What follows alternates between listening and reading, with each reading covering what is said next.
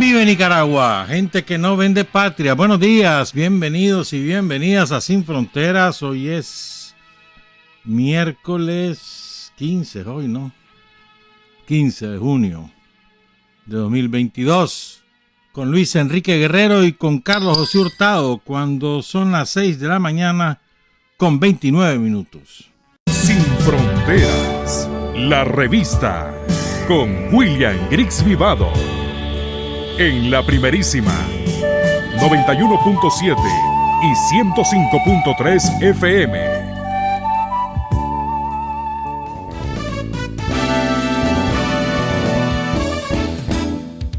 Sin fronteras para decir la verdad. Sin fronteras, trabajar, avanzar, combatir, vencer. Sin fronteras.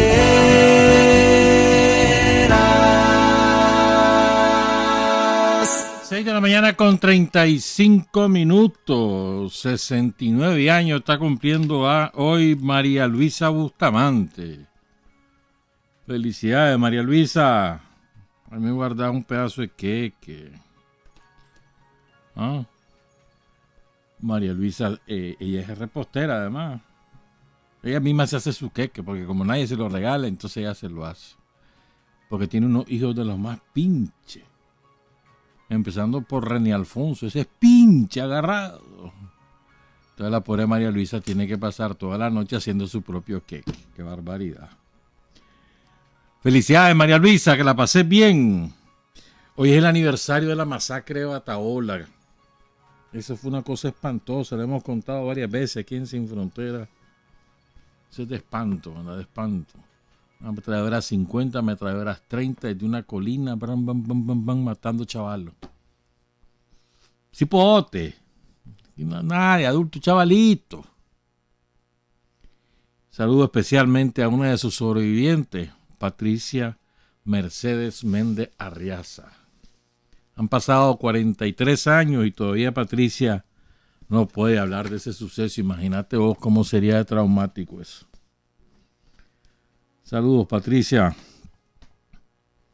Bueno, hoy vamos a hablar de dos grandes temas y estoy seguro que los voy a sorprender con esto, pero es que se puede aprovechar esta oportunidad para hablar de muchas cosas que se abordan o que las aborda el compañero. Pues.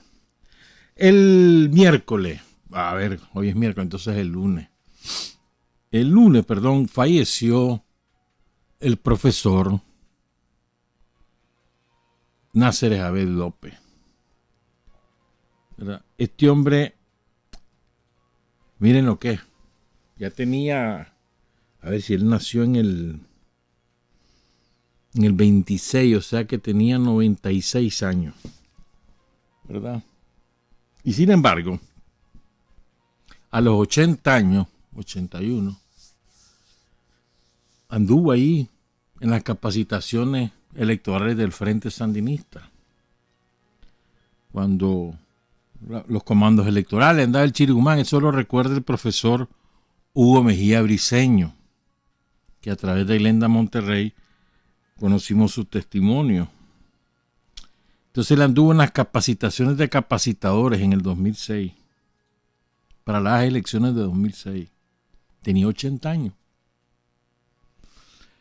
Y siguió dando clases. Yo no sé en qué año se habrá jubilado, pero Náceres siguió dando clases por lo menos hasta 2015. A mí no me dio clase, pero sí dio clase en mi época, en la escuela de periodismo dio clase. Yo lo conocí de vista nada más, y en mi época ya era mayor. Porque es importante, vean, este hombre es el primer psicólogo que tuvo Nicaragua. Se graduó en Chile. Porque su papá era palestino, emigrante palestino de la diáspora palestina de principios del siglo XX, que salió por todos lados. Aquí en Nicaragua hubo mucho palestino. Mucho. Además, aquí en Nicaragua, yo no sé por qué, hermano, pero en aquellos tiempos no se le decía a los palestinos, le decía a los turcos. ¿Por qué? No sé, porque de Turquía no eran, sino que eran de Palestina. Y también vinieron libaneses, vinieron jordanos, pero palestino vino mucho palestino. Uno de ellos el papa de Názaret. De Názaret Abed, su papá se llamó, ¿qué se me hizo el nombre? Su papá se llamó Julián Abed Razik, ¿verdad? Entonces, él seguramente se dedicó al comercio, porque a eso se dedicaban los palestinos, los libaneses, los jordanos, a eso se dedicaban al comercio. Sirios también vinieron. Estoy hablando de principios del siglo XX, y después también, poco antes de la Segunda Guerra Mundial, vinieron a parar aquí una colonia importante, como también hubo una colonia de chinos, sobre todo en el Caribe Sur y en las minas, muchos chinos. Todavía hay huellas de los chinos. Había muchos chinos en Bluefield, en Ciuna, en Jinotepe. Bastante, una colonia china grande. Bueno, pero quiero hablar del profesor Názaret Abed. ¿Saben por qué? Porque él no era un militante sandinista revolucionario, nunca fue guerrillero, nunca anduvo clandestino. Yo creo que ni siquiera fue colaborador, pero hizo aportes al país, sumamente importante. Y esto te demuestra que vos podés ser un patriota sin necesidad de ser militante del frente y mantenerte en tu país, aportando a tu país, a la esfera en la que te has especializado. Este es el caso del profesor Názaret Abed, como fue el caso del profesor Fidel Coloma, ya fallecido también, o Francisco Arellano, ¿no? Y fíjense, el profesor Názaret, fundador de la Facultad de Ciencias de la Educación, no existía, porque cuando él viene a Nicaragua, él empieza a dar clases en las normales, porque no había ningún psicólogo, entonces él comienza a dar clases de psicología. Y la normal era para formar maestros de primaria, pero no había en la universidad carrera para maestros de educación media. Entonces él se empeñó, y junto precisamente a Fidel Coloma y a otros destacados académicos de la época, se fueron donde Mariano Fiallo, allá en León, y lo convencieron de abrir la Escuela de Ciencias de la Educación, que empezó sin presupuesto. Y anduvieron recorriendo embajadas que le comenzaron a regalar para el mobiliario, y además los maestros en los primeros meses y años no cobraron salario. Fíjate vos. Esto es importante. De ahí salieron egresados famosos como Francisco Guzmán, que fue el rector de la UNAM, que fue prisionero político de la dictadura. El profesor Miguel de Castilla, que en paz descanse, de los primeros egresados de esa Facultad de Ciencias de la Educación. El profesor Julián Correales, también ya fallecido. Imagínate, casi todos han fallecido. Fallecieron primero los alumnos que el maestro, porque ese maestro resistió, ¿no? Vivió bien su vida, 96 años, ¿verdad? Y les quiero contar algunas cosas de las que él escribió. Bueno, él hizo una campaña para recoger, miren lo que es. Yo te aseguro que en UNAM Managua los estudiantes no saben esta historia. Él se la contó también a Edgar Barberena en el Nuevo Diario. Hace, en 2010 creo que fue eso. Se la contó al Chaparro Barberena. Y bueno, el caso es que el Názaret, como alquilaban casas, la UNAM de Managua alquilaba casas por todos lados. No había un local de la universidad desde que la cerró Somoza en el 44 con las protestas estudiantiles. La cerró en Managua y la mandó para León. Entonces, por eso León era la ciudad universitaria. Después autorizó la reapertura de la UNAM como a los años 50 finales. Entonces era la filial de la UNAM, pero la UNAM sucederá a León. El caso es que entonces empiezan a recoger reales, la campaña del Millón de Córdoba, y lo recogieron para comprar un local, un terreno. Hasta René Schick les dio una manzana y media, algo así. La cosa es que con 2 somocistas, los palés de baile, permutan y compran. O sea, pagan con el terreno y con el Millón de Córdoba y compran el predio donde hoy es el recinto Rubén Darío.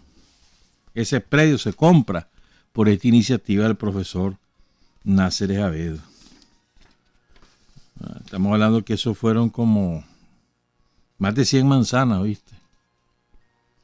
Y mira que ahí todo lo que han construido, ahora tiene facultad de medicina, por ejemplo, enfermería, ahí está todo. Y todavía hay donde construir ahí. 100 y pico manzanas. Te aseguro que ese origen no lo conocen los estudiantes de la universidad. Entonces, el profesor Náceres Avedo, junto con otros, como el profesor Miguel de Castilla y otros compañeros, no sé si estaba Luz Danelia Talavera también en ese grupo, que estudió, investigó los resultados nefastos del neoliberalismo en educación primaria y secundaria en aquellos años, entre el 90 y el 2006. Eso fue muy importante. Hicieron un diagnóstico de toda la perversión que había causado el neoliberalismo en el magisterio, en general en el sistema educativo de primaria y secundaria en Nicaragua. Y entonces él habló sobre este tema en 2008. Quiero que lo recordemos.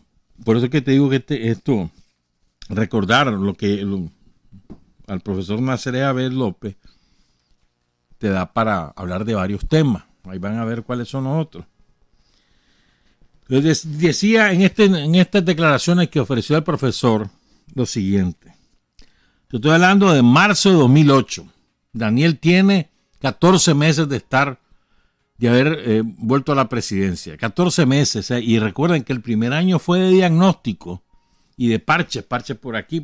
El parche para lograr terminar con un racionamiento energético, decretar la educación gratuita, comenzar a decretar la salud pública gratuita, pero aquellas denuncias eran de todos los días que los médicos seguían cobrando hasta que finalmente se impuso la gratuidad. Eso fue un año más de mucha presión de la derecha que tenían mayoría en la Asamblea Nacional, acuérdense. Entonces, marzo de 2008, 14 meses tiene Daniel. Y el profesor Náceres Avedo compartió los resultados de ese diagnóstico. Bueno, algunas pinceladas. Decía él, hay un grave deterioro ético que nosotros observamos en todos los actores del proceso educativo, en los profesores, en los directores, en los alumnos y en los padres de familia. Es un proceso de deterioro general. Casos, por ejemplo, de acoso sexual, de venta de la guía sobre lo que va a salir en los exámenes, reprobar a los alumnos para obligarlos a que tomen clases particulares. Esto ya lo sabemos, no es ninguna novedad. Lo que quiero decir es, ¿verdad? Es que esto es un diagnóstico académico. Aquí no tiene nada que ver si sos sandinista o no, un diagnóstico académico de la barbaridad que hizo en Nicaragua el neoliberalismo. Y lo otro es que miren cómo es la perversión. Es cierto, los profesores vendían las notas, les pagaban una miseria, los obligaban, bueno, ya se saben muchas de las cosas, pero no solo los profesores, también los padres de familia y los alumnos. O sea, la perversión era completa, porque a veces solo responsabilizamos a los profesores, a los maestros. No. Yo me acuerdo que habían comités de padres de familia y ahí se repartían los reales. Me acuerdo de eso. Bueno, entonces dice el profesor Avedo, entre los casos de corrupción en docentes universitarios, porque no solo los de primaria y secundaria, también en las universidades privadas y públicas de la época, dice, en los casos de corrupción de parte de docentes universitarios, se destacan la alteración de notas de los alumnos, la falsificación de certificados, de diplomas y de títulos académicos, cobrar por nivelaciones al final del semestre, realizar exámenes de rescate y cobrarlo, vender o recomendar libros para ganar comisiones de las casas distribuidoras y enamorar a los alumnos, a las alumnas y acosarlos sexualmente, entablar relaciones amorosas con las alumnas, con los alumnos. Estos estudios, dice el profesor Nasser Javed, 2008, nos confirman que hay un deterioro ético en el sistema educativo nacional. De ahí venimos. Estos 14 años después de 2008, para comenzar ahí, por primer año, ya te digo, fue reacomodo y de diagnóstico. Estos 14 años, de ahí venimos. Eso no se radica de la noche a la mañana. ¿Y cómo hemos avanzado? ¿Cómo hemos avanzado? Impresionante. Sobre todo el avance que ha hecho el gobierno sandinista en los procesos formativos de los maestros y en la actualización de conocimientos de los maestros es de la noche al día. Es muy importante. Ese año, ¿verdad? 2008 principio y también 2007, el Nuevo Diario, que en paz descanse,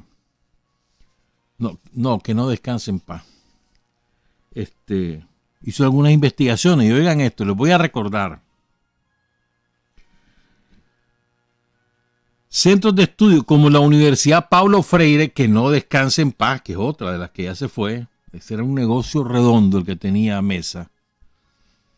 Dice, centros de estudio como la Universidad Paulo Freire extendió más de 50 títulos sin ningún tipo de control a italianos. Venían los italianos, compraban el título y se iban a su país. Yo soy licenciado en tal cosa. No lo digo yo, lo dijo el Nuevo Diario. Que no descanse en paz. O el de la Universidad de las Américas, que impartía la carrera de Derecho sin autorización del Consejo Nacional de Universidades y sacaba abogados como fabricar tortillas. Y no estaban autorizados. Después se corrigió eso, ¿verdad? Entonces dice el profesor Nasser, las ventas de títulos, de diplomas, lo observamos también en todo el profesorado. Calificó de modelos dañinos a los que ejercen los directores de recintos públicos y privados. Y dijo que los profesores comercializaban la educación para ganar dinero fácil. Defraudan a las personas, pero también defraudan a la sociedad. Defraudan al futuro del país. Por la falta de ética en la enseñanza académica no solo afecta, porque la falta de ética en la enseñanza académica no solo afecta a las personas, sino que afecta el futuro económico y social de Nicaragua, porque hay una estrecha relación entre la formación ética y la prosperidad económica. Y aquí viene, con esto cerró estas declaraciones.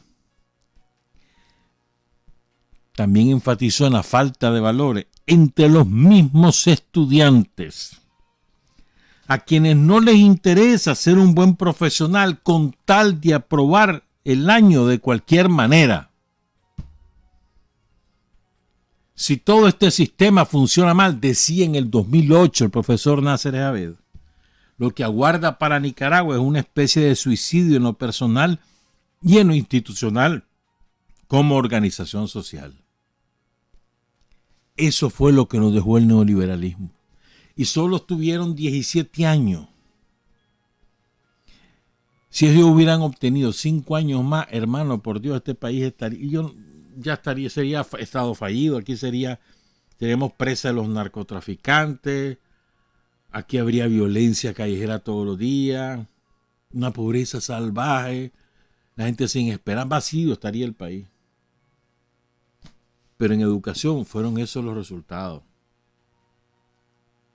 Y me acordé, por eso es que me acordé, al revés, cuando murió el profesor Nasser, yo me acordé que él había estado en esa comisión. Me puse a buscar y me encontré la entrevista con el Nuevo Diario de 2008. Ahora les quiero leer dos cositas. Pongan cuidado, sí, por favor. El profesor Nasser era un nica súper orgulloso de serlo. ¿Verdad? Y en aquellos tiempos, bueno, todavía, ¿verdad? Allá por 2010, estaba que los ticos se creían mejores que nosotros. Todavía, ¿verdad? Se siguen creyendo mejores que nosotros. Se creen mejores que todos. Ellos se sienten suizos, europeos, franceses. El pueblo no, el pueblo costarricense, no, toda esa clase media que le anda comiéndole las migajas a los ricachones y ellos viven con una deuda. O sea, la sociedad más endeudada de Centroamérica es la costarricense, pero bueno, eso era en otro costal. Entonces el profesor Nasser publicó en el Nuevo Diario también, que no descanse en paz, el 21 de noviembre de 2010 el siguiente artículo. Se llama El Nica y la superioridad tica. Otro mito tico que se cae. Entonces dice, yo te aseguro que muchas de las cosas que te voy a leer ahorita vos no las conocías. Muchos nicaragüenses y muchos costarricenses no conocen las siguientes verdades. Que 3 presidentes notables de Costa Rica estudiaron en Nicaragua, en la Universidad de León. Braulio Carrillo, jefe de Estado y reformador. José María Castro Madrid, bachiller en filosofía del Seminario San Ramón en León. Impulsor de la educación superior en Costa Rica. Y Manuel Aguilar, que fue diputado, magistrado y jefe de Estado. Que el bachiller Rafael Francisco Osejo, nicaragüense, que luego se trasladó a Costa Rica y tuvo participación política activa en ese país, fundó el Colegio Santo Tomás, sobre cuya base se construyó la Universidad de Costa Rica, la primera universidad. Que durante el periodo de la colonia, Costa Rica era una provincia, era ni provincia, no llegaba a provincia, era como una sección de la diócesis de Nicaragua. Que todo el folclore que pasa por ser costarricense es de origen guanacasteco, o sea, nicaragüense, porque el guanacaste se lo robaron. Se lo regaló, pues, Máximo Jerez. Que el corrido popular Mi Linda Costa Rica, que muchos ticos consideran como propio, lo compuso Tino López Guerra, chinandegano. Que el poeta nacional de Costa Rica, Aquileo Echeverría, fue discípulo y protegido de Rubén Darío, maestro a quien admiraba. Que Juan Santamaría, máximo héroe nacional de Costa Rica, es de origen nicaragüense. Que Pedro Celedón, graduado en la Universidad de León, fue el fundador de la Escuela de Derecho en Costa Rica. Y yo te agrego uno más que no lo dice el profesor Nasser. Rafael Calderón de la Guardia nació en Diriamba. Otro, pues. Entonces, la influencia intelectual de Nicaragua en el desarrollo cultural y político de Costa Rica en la primera mitad del siglo XIX es ampliamente reconocida por los historiadores ticos como Carlos Monge Alfaro y Carlos Meléndez. La superioridad del nicaragüense va más allá. La mayor riqueza que posee Nicaragua, a juicio del historiador nacional José Reyes Monterrey, Chepe Reyes, es la herencia de las culturas tolteca, azteca, maya, quichete o huacana, que se caracterizan por su laboriosidad y el cultivo del arte, música, baile, alfarería, cestería y gastronomía, herencia indígena de la cual nos sentimos orgullosos y de la cual, infortunadamente, no participa Costa Rica. Los ticos son más educados porque han recibido más educación formal, pero eso no es cultura. La verdadera cultura está en la herencia de valores que se transmiten de generación en generación y de la cual es rica la cultura nicaragüense. El nicaragüense, por herencia cultural, sabe de todo, desde saber una conexión eléctrica hasta colocar un ladrillo en la construcción. Es ingenioso y se empeña en el trabajo de sol a sol. No nos extraña por eso que gran parte de los trabajadores del campo, de la construcción y de la industria costarricenses sean nicaragüenses, y que a ellos se deba en buena parte el desarrollo económico de Costa Rica. Como lo reconoce el ex canciller tico Fernando Naranjo, quien en su libro Costa Rica en el Mundo revela que los nicas han producido en Costa Rica más de 25,000 millones de dólares en una década, sin lo cual Costa Rica no tendría el desarrollo actual. Claro. El nicaragüense acompaña sus habilidades, la creatividad que le es propia y que se expresa no solo en los grandes maestros de la literatura universal como Darío, sino en el nica corriente, que se caracteriza por su ingenio práctico en descubrir cómo funcionan, cómo se arman y cómo se reparan las cosas. El nicaragüense, está demostrado, posee una inteligencia privilegiada, como lo pudo comprobar la Brigada Médico Nicaragüense Todos con Voz, que realizó un estudio psicosocial y clínico de las discapacidades en el país, habiendo identificado a 32.740 nicaragüenses con discapacidad intelectual en relación con un total de 1.258.000 nicaragüenses atendidos, lo que da un porcentaje del 2.6% con deficiencias intelectuales, índice muy inferior a la media de América Latina, que es del 5%. Nosotros estamos en la mitad. Definitivamente, dice Náceres, el nica es superior, lo que avala con justa razón el orgullo de ser nicaragüense. ¿Verdad? Y te cierro con esta última cosa que yo te aseguro que les va a gustar a la mayoría de los adultos al menos. Y les va a gustar porque, a propósito de lo que hemos estado, bueno, a propósito de un tema que está en boga ahorita, ¿verdad? Y yo creo que va y viene, pues hay veces hay sus picos, regresa, y es el uso de las redes sociales de parte de la juventud y de los niños, ¿verdad? Y resulta que no importa los avances científicos o tecnológicos que tenga una sociedad, hay cosas que deberían permanecer inmutables, permanentes, perennes, aunque seas muy avanzado científicamente, aunque seas muy lecto, decían los campesinos. No importa, hay cosas que tienen que permanecer intactas, inamovibles, que son imperecederas o que deberían serlo, pero que en ese neoliberalismo nos pervirtieron y que ahora nos toca a todos recuperarlo. No lo hemos recuperado plenamente y estoy seguro que ustedes van a coincidir conmigo. Cuando yo lea este artículo van a coincidir conmigo en esto.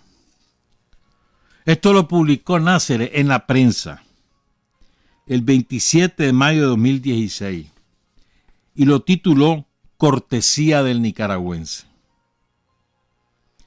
Con el correr de los años se ha ido perdiendo una de las cualidades sociales más valiosas del modo de ser del nicaragüense: la cortesía, los buenos modales o el don de gente.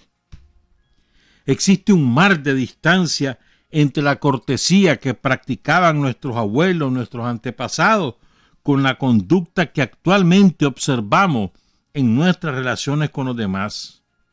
La diferencia es tan grande que nos hace difícil aceptar que la cortesía era considerada un don innato de todos los nicaragüenses.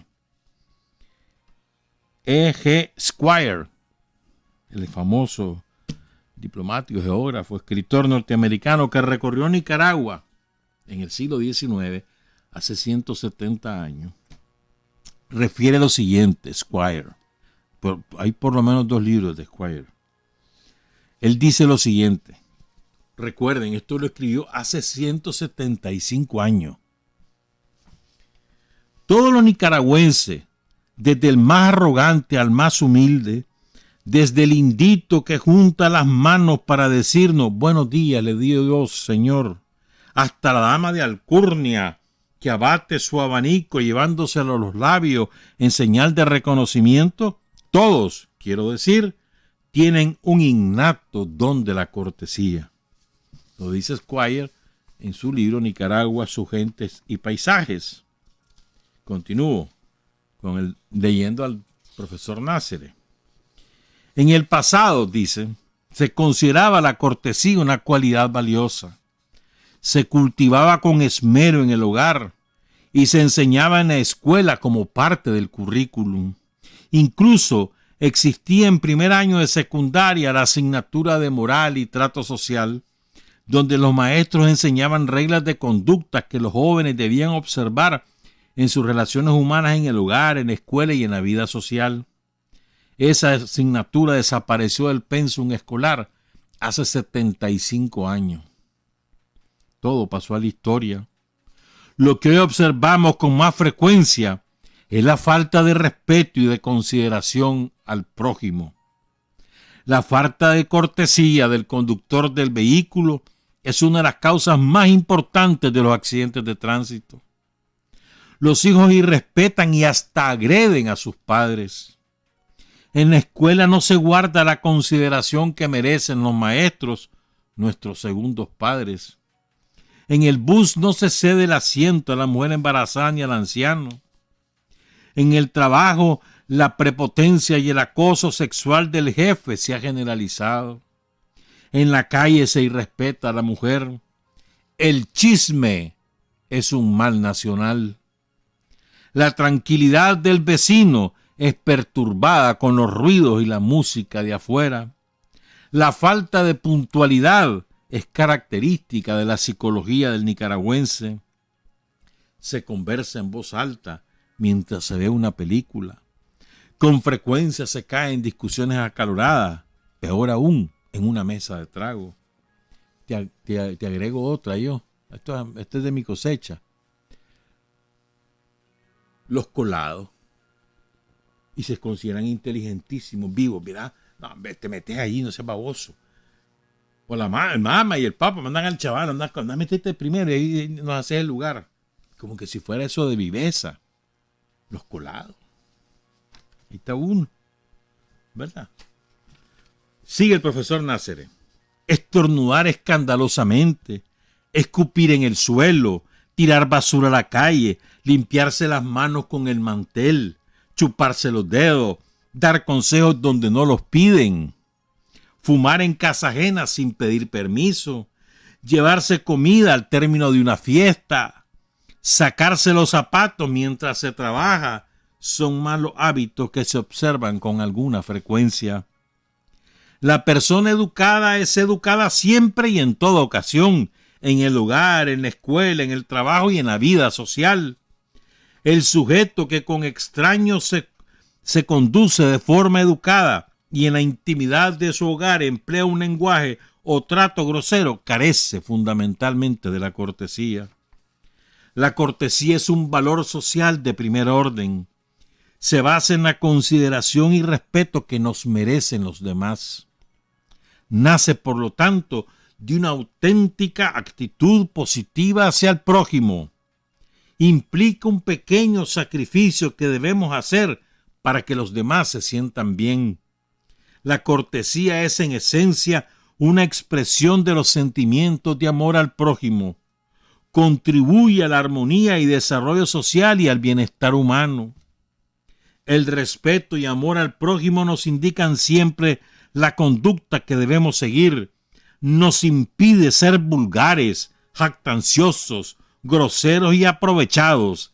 Nos prohíbe ofender, calumniar. Nos aconseja ser amables, ayudar a los débiles y desvalidos, ser leales a nuestros principios. Para ser corteses con los demás, es importante seguir la regla de oro de las relaciones humanas. compórtate con los demás como te gustaría que los demás se comporten contigo. Esta regla reproduce las palabras de Cristo. Hagan ustedes con los demás todo lo que deseen que hagan ellos con ustedes. Mateo 7:12. ¿Verdad que sí? Te aseguro que muchos de ustedes dicen, es verdad, es verdad, es verdad, es verdad, es verdad. Cierro con estas cositas que las escribió el profesor Hugo Mejía Briceño. Saludo al profesor Mejía, otro catedrático de la universidad, ya me imagino que ya está jubilado el profesor Mejía, supongo yo, ¿no? Militante sandinista de hace como 60 años, estuvo preso también, Hugo Mejía estuvo preso. Bueno, el profesor Nácer escribió un montón de libros, por aquí los tengo, ¿qué lo hice? Verá, a ver, son como, bueno, y además él escribió Psicología y Educación del Niño y del Adolescente. El arte, ese libro, no, espérame, El arte de las relaciones humanas, Manual de ética y desarrollo profesional, Ética y desarrollo personal del estudiante. Ese libro, Ética y desarrollo personal del estudiante, fíjate que lo sacó en el 96, para el 99 ya tenía 14,000 ejemplares vendidos. Imagínate vos, cuando aquí un libro, 500 ejemplares es mucho. Y apuntes de psicología en general. Recibió la orden Mariano Fiallo del CNU.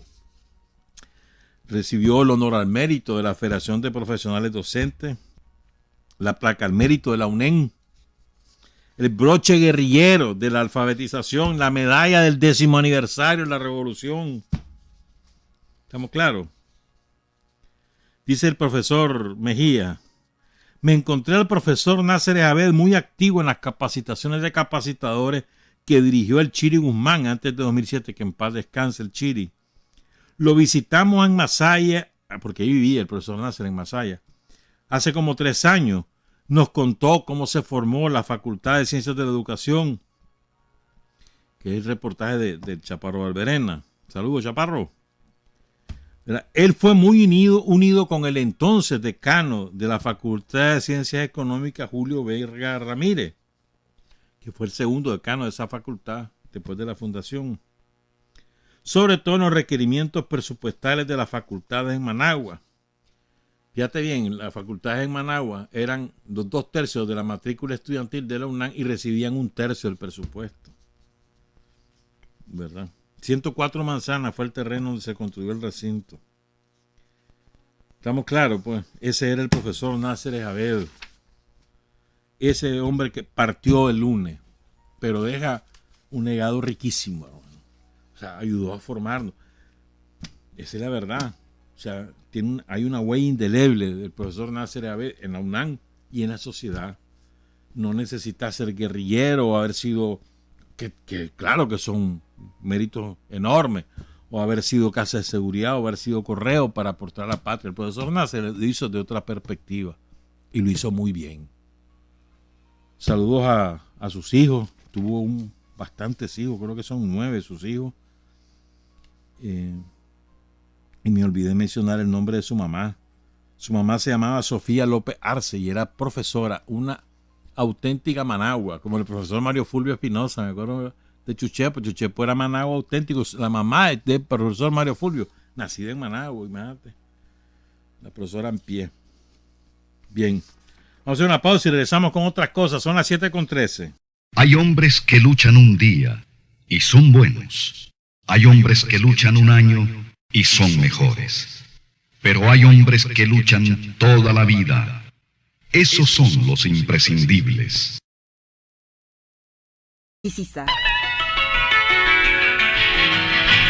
Están escuchando Sin Fronteras.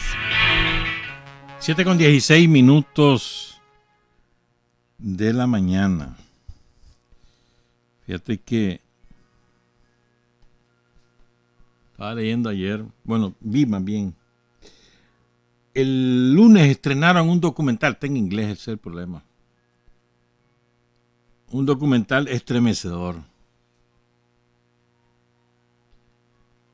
O sea, a veces este esquema de dominación del imperialismo mundial es una cosa opresiva, apabullante. que yo creo que no tenemos idea exacta de la envergadura. En África, el segundo continente más grande del planeta, el futuro de la humanidad es el África. De aquí, y no te estoy hablando dentro de 50 años, no, a la vuelta de 10 años, ya verás. Bueno, en África, la Organización Mundial de la Salud, que ya anda dando clases y charlas de cómo actuar y cómo no actuar, ahí te pone regla. El otro día se me ha olvidado varias veces decir esto, pero ahí no, ya lo voy a tirar el riflazo ahorita, porque ustedes se acuerdan, a ver, te lo pongo de otra manera.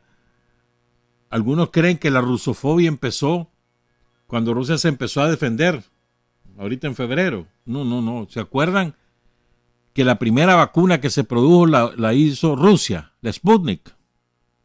Es la fecha y todavía la OMS no la ha autorizado. Porque es rusa y porque afecta a los negocios de ellos. Para que vean lo de la rusofobia. Pero bueno, te quería contar esto, pues. Entonces el lunes estrenaron este documental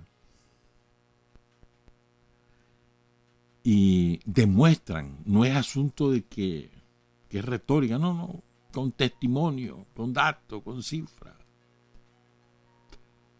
que la Organización Mundial de la Salud desarrolló un plan de vacunación masiva en África a fines de los años 90 y en los años 2000, que se suponía que era para inmunizar contra distintas enfermedades, como aquí lo hace, pues, año con año el MINSA, que los chavalos, desde que nacen al mes, a los 2 meses, a los 6 meses, al año, no sé qué, hasta los 5 años le dan un montón de vacunas. Y quedan inmunizados los chavalitos, libres de... O sea, su sistema inmunológico capaz de resistir un montón de cosas. Bueno, entonces con esa excusa, la OMS hizo una campaña, no en toda el África, en varios países de África. ¿Y qué era realmente? Esterilizaron a las mujeres. Millones. No te estoy hablando de 500, 1000, 5000, 10.000, 100.000, no. Millones de mujeres africanas desde chavalita, 8, 10 años. Entonces, ¿qué ha ocurrido en la sociedad de varios países africanos? Las muchachas no saben que son estériles. Se casan y los hombres empiezan a golpear cuando las mujeres no quedan embarazadas y las abandonan. Y las mujeres no saben que son estériles, que las esterilizaron sin que ellas supieran, sin preguntarle. Lo hizo la Organización Mundial de la Salud. Ese experimento también lo hicieron en el Perú. Lo han hecho en la selva de las Amazonas con las tribus indígenas. Lo han hecho en Colombia. Bueno, pero él lo han hecho Estados Unidos con su famoso, ¿cómo es que le llaman? Las cuestiones de la paz, que ahorita no me acuerdo, con ellos, ¿verdad? No, pero aquí es la OMS, que se supone la máxima autoridad mundial de la salud. La OMS esterilizó sin su consentimiento a millones de niñas, adolescentes y mujeres africanas. Horrible, ¿verdad? Bueno, porque ellos quieren terminar de adueñarse del mundo con la menor cantidad de gente posible, porque lo que dicen que aquí sobramos un montón, que para ellos con la mitad lo que habitamos en la tierra es suficiente, que los demás nos muramos. No te estoy inventando, ¿viste? Vacunas. Bueno, me estaba acordando ahorita que estábamos hablando de la cortesía y esas cosas. A ver, si el problema no es que los chavalos estén conectados a internet, ¿cómo va a ser de eso un problema? Al contrario, eso es una ventaja.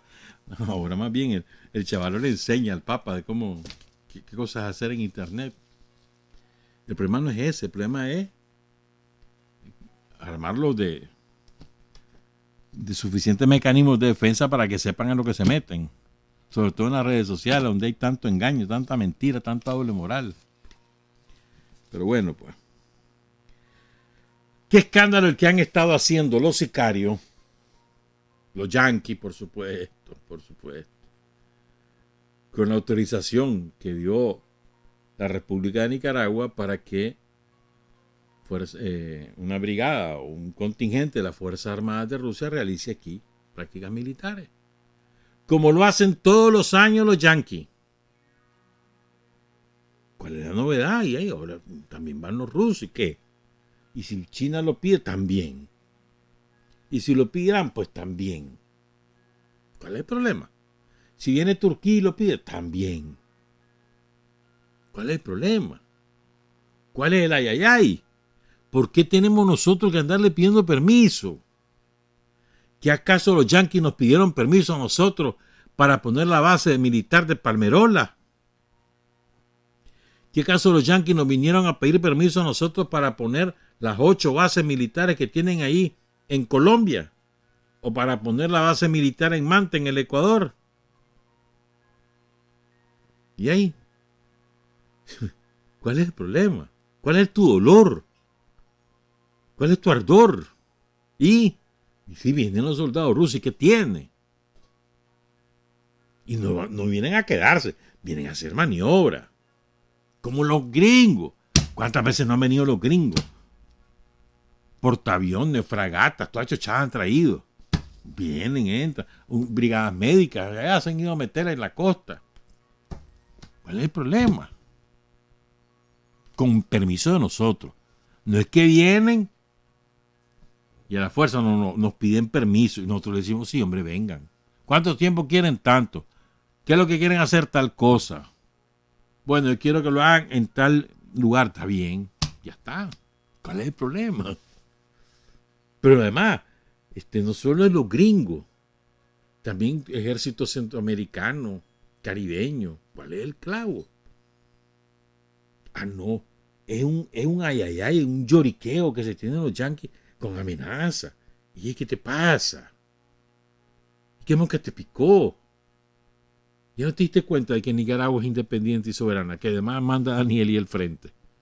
¿No te has dado cuenta? Y además que creen que nos van a acobardar. Y te voy a hacer. Y dale pues. Y ahí. Dale. Tira el piñazo, dale pues. ¿Cuál es el problema? O sea, estos más creen que uno ahí nomasito se va a rajar. Hombre.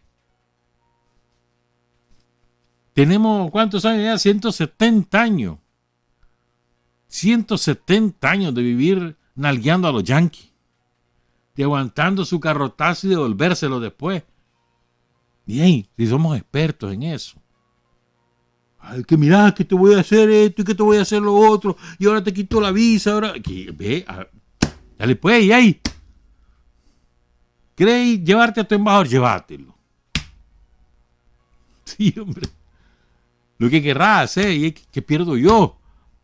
Me gustaría ser tu amigo. A mí me gustaría ser tu amigo. Vos no querés ser mi amigo, ¿y qué le voy a hacer? Yo no te voy a rogar que sea mi amigo.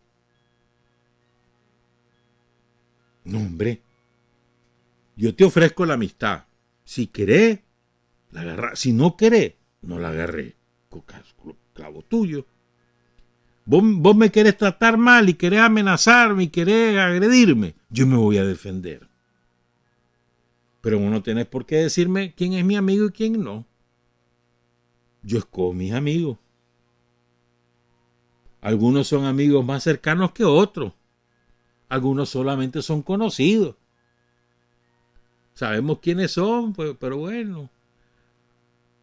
No nos tratan con respeto y se creen los superiores. Entonces, bueno, de larguito, pero hay otros que sí. Con quienes nos identificamos. ¿No te pasa a vos en la vida cotidiana eso, como ser humano? ¿No te pasa eso? Y vos algunos son tus amigos y otros no. Pero porque va a venir alguien a decirte, fulanito, que no sea amigo tuyo. Y si sea amigo tuyo, te voy a buscar como garrotear un día de esto. ¿Vos le aceptarías eso a alguien como persona? ¿Verdad que no? Como país tampoco, hombre. Que lloren, que pataleen, que peguen alaridos, que hagan campaña mediática. Dale, pues. Piel de cocodrilo, hermano. Rebotan. Hasta el corrupto y violador de Oscar Arias hablando babosadas. Mediante viejo chancho, porque viejo chancho. ¿Ah? Que la única manera que podía llamarle la atención a las muchachas era acosándolas, forzándolas. Ese es Oscar Arias. Ladrón. Ese se inauguró de ratero antes de ser presidente en los 80. Ya era ladrón. Y viene a decirnos qué tenemos que hacer y qué no tenemos que hacer. ¿Qué te has creído? O sea, lo que quiero decir aquí, hermano, es que estemos claros, este es ejercicio de soberanía, ya está. Nosotros no estamos diciendo que aquí van a quedar. Nadie está diciendo eso. Nadie. Ni tampoco lo está pidiendo Rusia. Pero es una colaboración. Lo que pasa es que están cagados los gringos. Ese es el fondo de esto. No somos nosotros, que ellos son, mano. Ay, están temblando, ¿te imaginas? Suponete que vinieran los rusos y pusieran, por decir algo, en Puerto Rico. Que pusieran una base de Sarmat. Esos gringos, mano, temblarían, ¿oíste? Porque la pusieran ahí en Jamaica, pues, o en las Islas Caimán. Va pues más lejos, pues allá en la isla de Grenada.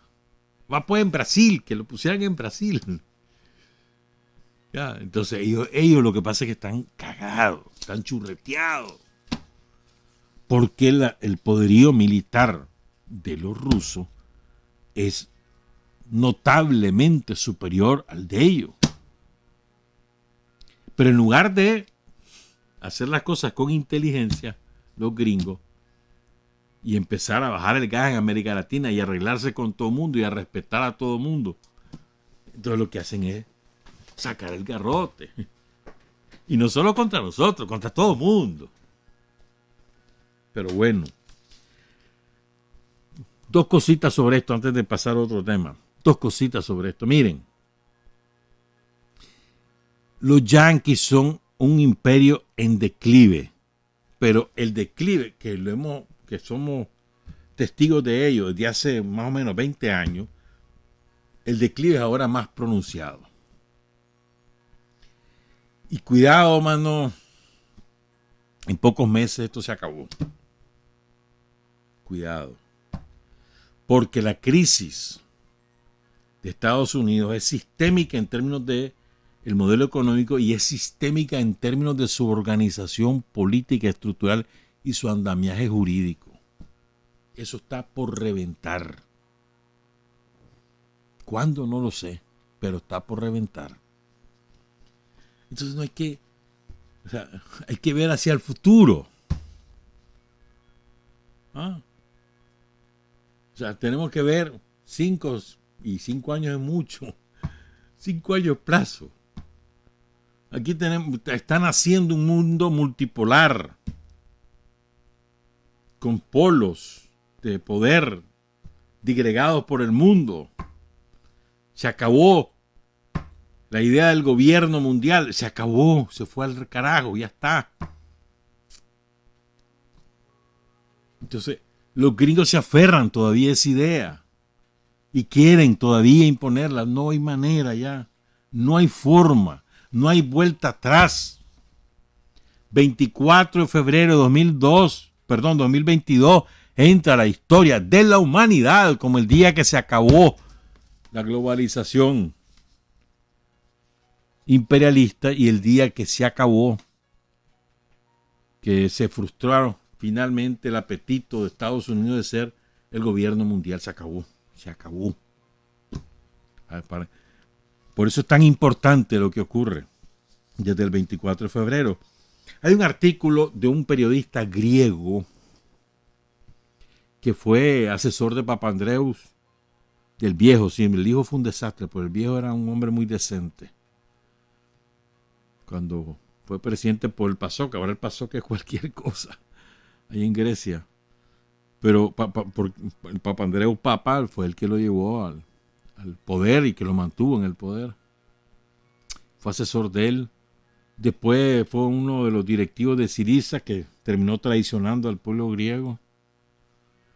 Y fue diputado. Se llama Dimitris Konstantakopoulos. A la puchica, qué enorme este apellido, ¿verdad? Trabaja en una agencia de noticias, la agencia de noticias de Atenas.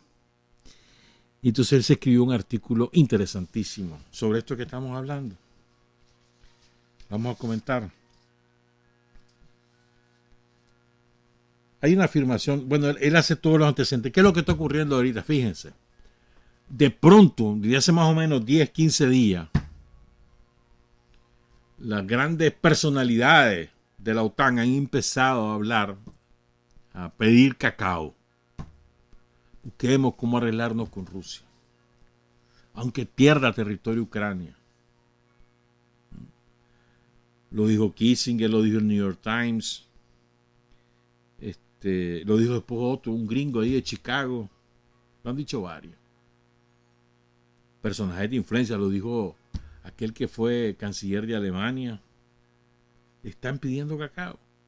En Gran Bretaña, varios diarios que tienen mucha influencia en la sociedad política británica, ya han dicho, han pedido cacao. Hay distintas maneras de pedir cacao. Unos dicen que, mira, buscar cómo arreglarte con Rusia, aunque Ucrania pierda territorio, mira, y ahora paremos esto. Distintas maneras. Pero la mayor relevancia la adquiere Kissinger porque es un hombre del Estado profundo. O sea, del Estado público, pero también del Estado profundo. Ese no habla en nombre propio, habla en representación de, siempre ha sido así Kissinger. Ya está viejito, pero lúcido. Entonces están pidiendo cacao, están buscando qué hacer para que no se termine derrumbando por completo el sistema que ellos han creado. Eso es el pánico de ahorita de las élites mundiales de Occidente, es que se derrumbe por completo el sistema de relaciones que ellos han creado y que de paso, también se derrumben algunas estructuras estatales que están en riesgo. Ese es el pánico. Entonces dice Konstantakopoulos, ahora sí lo dije bien, dice oigan este párrafo. Bueno, dice, hay una cosa que dice antes de leerles este párrafo, porque no les voy a leer todo el artículo. Entonces dice Dimitris, dice que generalmente las personas más lúcidas,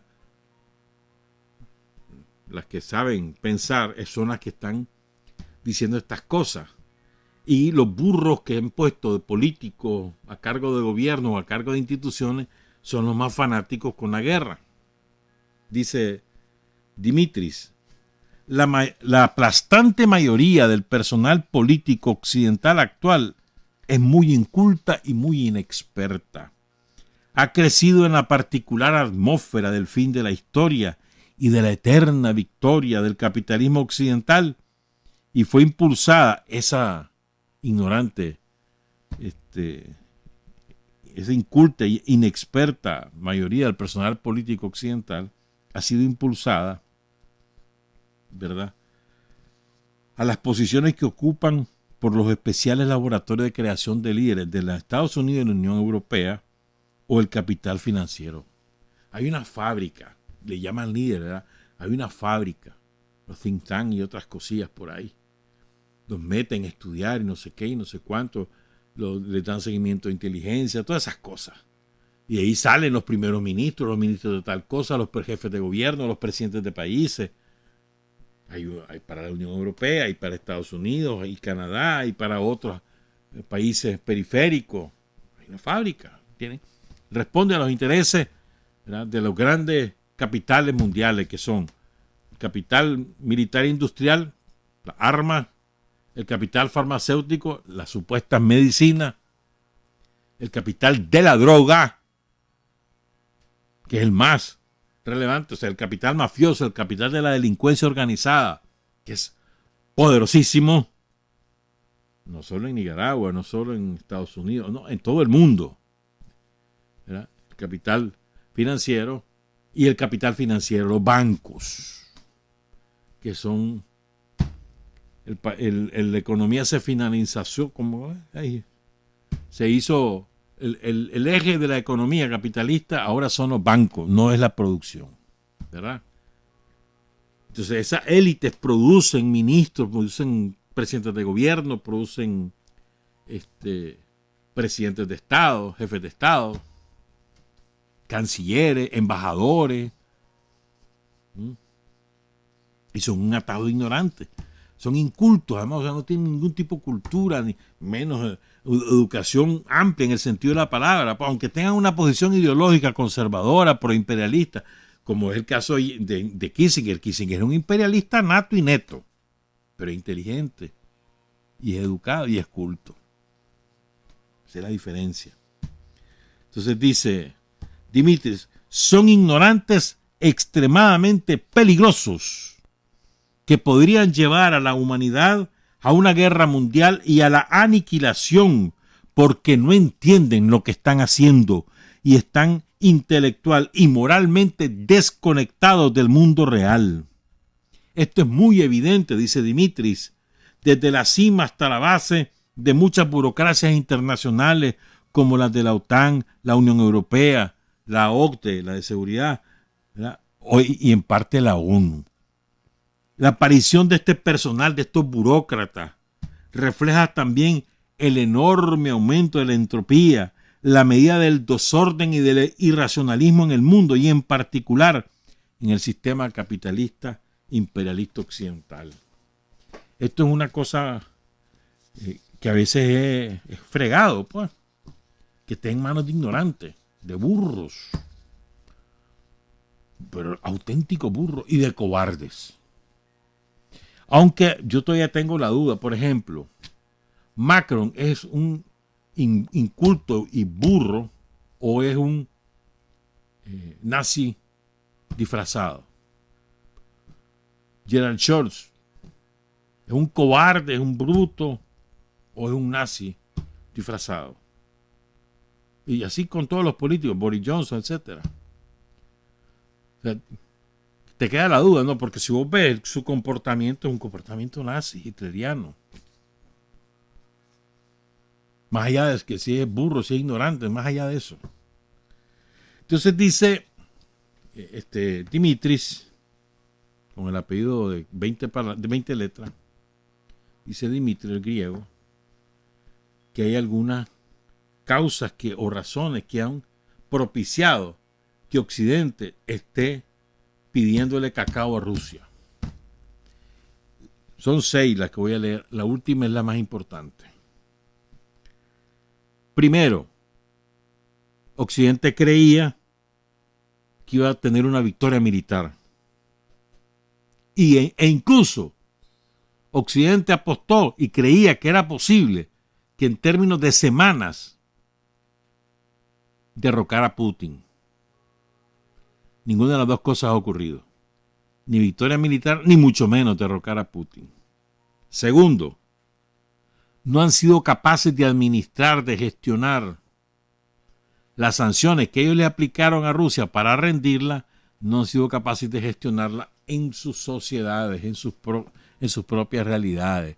Y han sembrado la semilla del descontento social que le va a estallar en otoño a más tardar, es decir, septiembre, octubre a más tardar, las que se les viene encima. Y menos, ¿verdad? Que puedan controlar las hambrunas que ya se están formando en muchos países africanos. Recuerden que África tiene 52 naciones.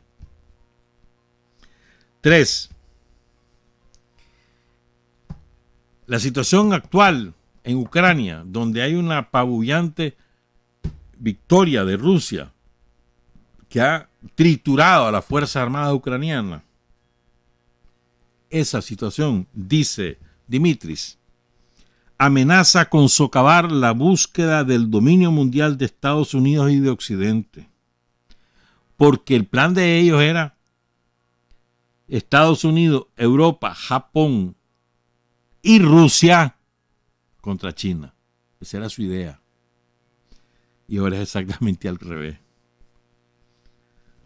Porque ahora es China y Rusia aliados contra Occidente. 4. Europa se ha partido, está cada vez más dividida. Porque la élite europea aplicó un montón de sanciones y ahí con un gran discurso y no sé cuánto y no sé qué. Ahí anda la Úrsula en Israel. Vive Israel, muerte a Palestina. La Úrsula, la jefa de la Comisión de la Unión Europea. Ay, para que veas pues cómo son los dobles discursos. Bueno, entonces están partidos porque empiezan a surgir voces que defienden los intereses propios. En Alemania tienen cada vez más problemas porque la opinión pública está hablando alto y claro contra las medidas tomadas por Alemania y el resto de Europa contra Rusia, que están perjudicando al pueblo alemán, el nivel de vida del pueblo alemán. Entonces ahí están partidos. Además de que ya entraron, de hace rato se partieron cuando Gran Bretaña se sale de la Unión Europea, y entonces ahora tenéis que hablar de 3. El mundo anglosajón y Europa. Y si querés meter a Japón. ¿Verdad? Entonces, ¿qué pasa? Se pelean a nivel político. Pero es peor. Las economías empiezan a quebrar en Alemania, en Francia, en Bélgica, en Países Bajos, en Italia. Los españolitos también, por supuesto, pero esa es la pulpería menor. ¿Ya? Entonces, ¿qué ocurre? Los gringos no. Los gringos siguen comprando petróleo ruso. Esto es verdad. Los gringos le están comprando a Putin. A borbollones. A mano llena le están comprando. Cash, en rublos.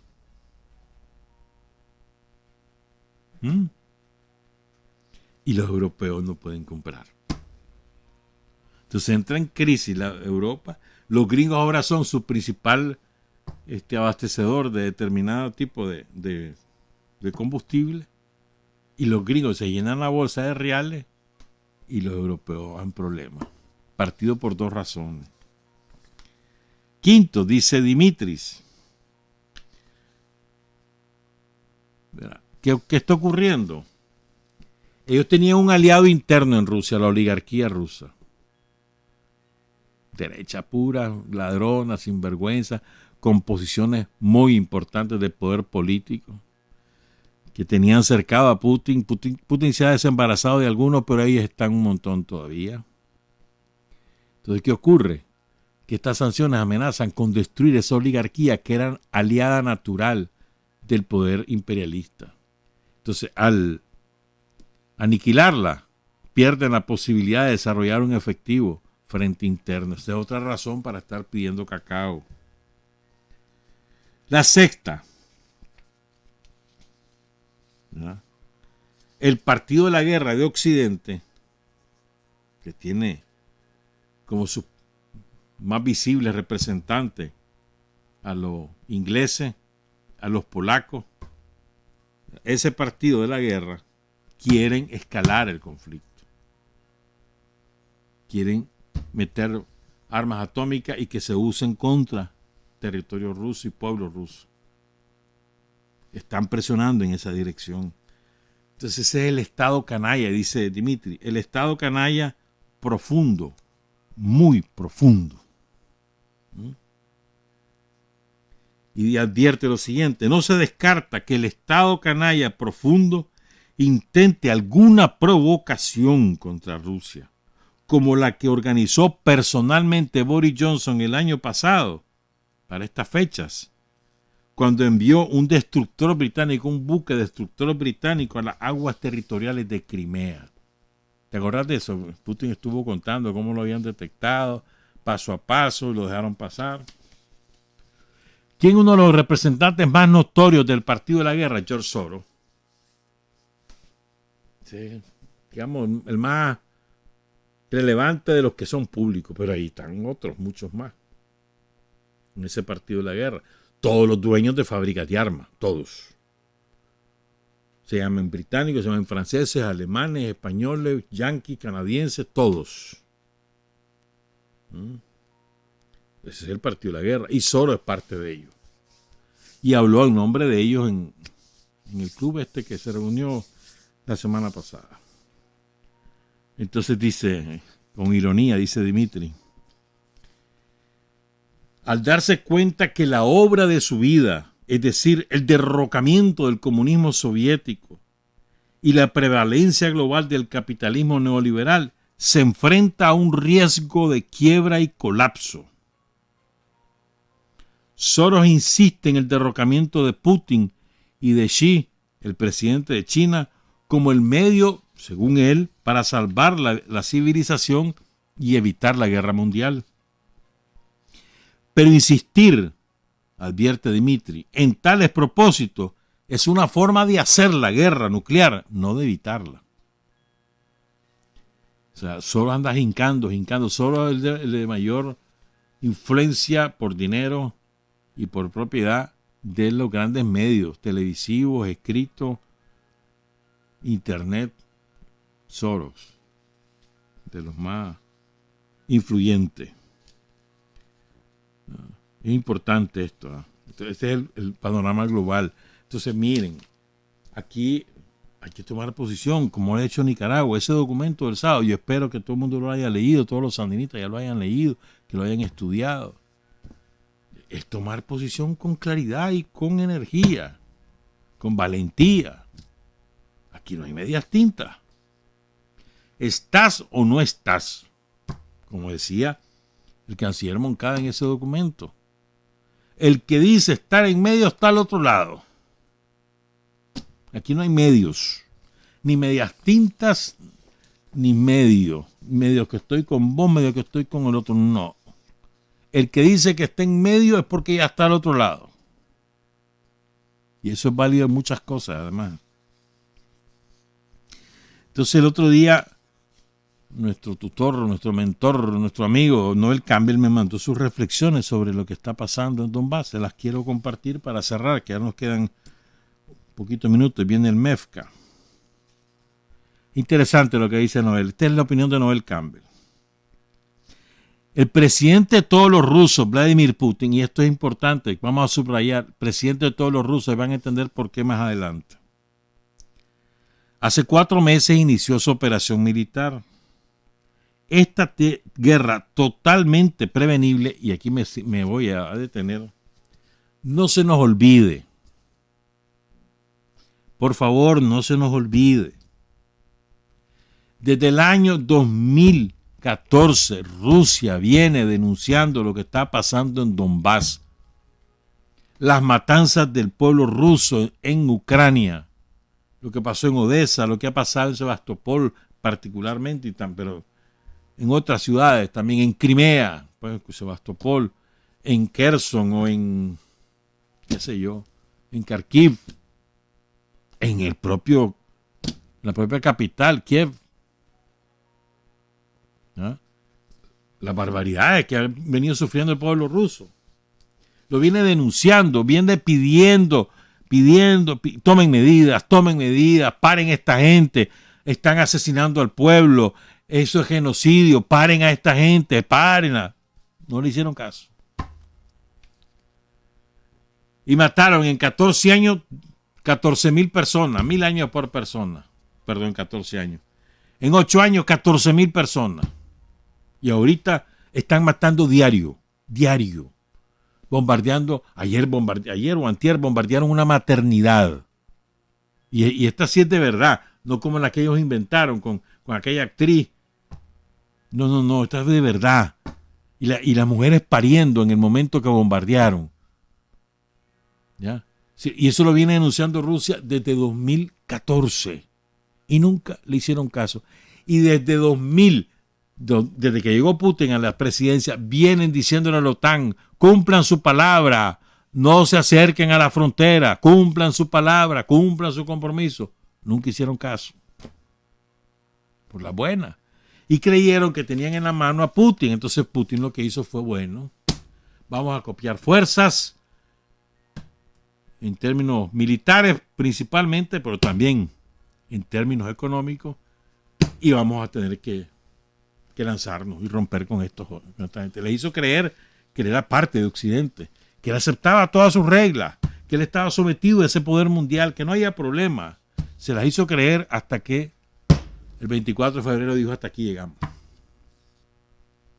Pero no se nos olvide, esta es una guerra, como dice Noel, totalmente prevenible. Pudo más la cobardía de Scholz, Olaf Scholz, el canciller de Alemania, y el oportunismo de Emmanuel Macron, el de Francia, ¿verdad?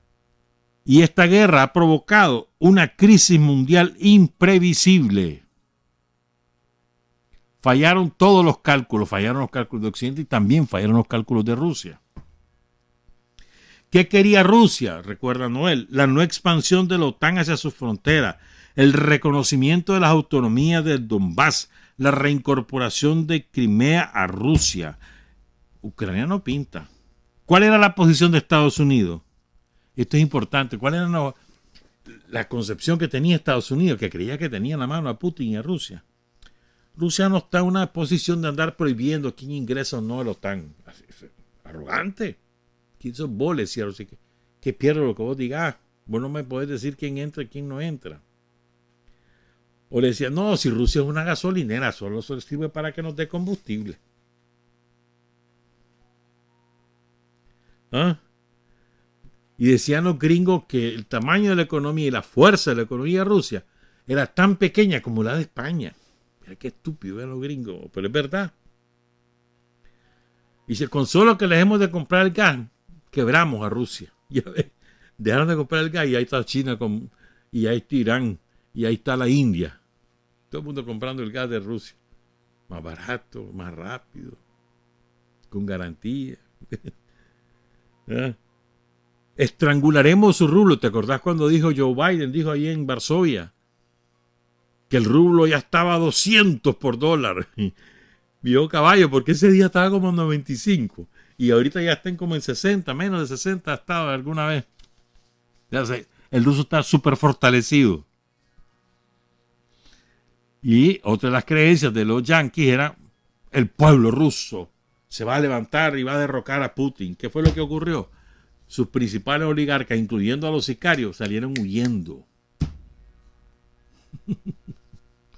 Y les han quebrado el mingo. Por cierto, un paréntesis antes de terminar. Un paréntesis sobre esto. ¿Vos sabías que desde el año 2005 Estados Unidos dirigió una operación desde Ucrania para, ¿cómo te diría yo? Para introducir masivamente en las grandes ciudades de Rusia droga sintética o droga biológica para crear consumidores por millones y crear un problema social en Rusia, ¿sabes? Y esa operación la dirigieron desde Ucrania y con ucranianos. Rusia les quebró a uno de los carteles, pero ahí todavía es un problema que tiene Rusia. Y el abastecimiento y la organización logística y financiera es desde Ucrania. Y lo hicieron con esa intención: penetrar, pervertir la juventud rusa. Y lo lograron en muchas cosas. ¿Qué ha sucedido? Dice Noel. Las tropas rusas amenazaron Kiev, Kharkov y otras ciudades. El impresionante despliegue de tanques asustó. Hubo pláticas con Turquía. Parecía que todo estaba arreglado. Pero llegó el fiestero, Boris Johnson, fiestero porque en pleno COVID hizo un montón de borrachera. Y ahí que son doble moral, pero no, ahí está todavía de primer ministro. Y obligó a Zelensky, el comediante de Kiev, a retractarse de los acuerdos, de las propuestas que había hecho Ucrania. Ucrania le hizo propuestas a Rusia. Renunciaba a Donbass, renunciaba a Crimea y a cambio quería tales más cuales cosas. Lo obligó a retractarse y se terminaron las pláticas de Turquía. Johnson. Fue aquel momento en que Rusia retiró sus tropas. de las inmediaciones de Kiev y la trasladó a Donbass. ¿Se acuerdan de eso, verdad? Pero ¿qué ocurre? Y esto lo dice Noel y comparto su criterio. El error de cálculo de Rusia fue que creían que una vez que estuvieran rodeados Kiev, el gobierno de Zelensky iba a rendirse. Sobre todo confiaban en un trabajo de inteligencia que habían hecho con los mandos principales del ejército de Ucrania. Que el ejército de Ucrania, si Zelensky no cedía, iban a tomar el poder, y falló ese cálculo. Ni Zelensky se rindió, ni el ejército ucraniano sometió a Zelensky. ¿Verdad? Pero bueno, entonces, en el Donbass la mayoría de la población es rusa. Recuerden esto, en Donbass, en Kherson, en Crimea, en Odessa, la mayoría de los habitantes son rusos. ¿Verdad?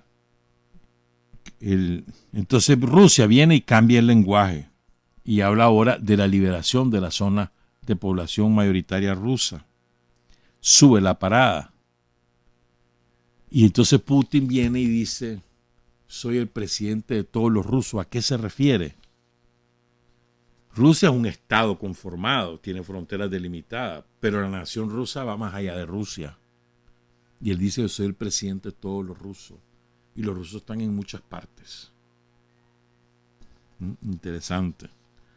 Entonces ahora Rusia va a buscar no solo a Mykolaiv, que ya la tiene bastante avanzada, sino va sobre Odessa.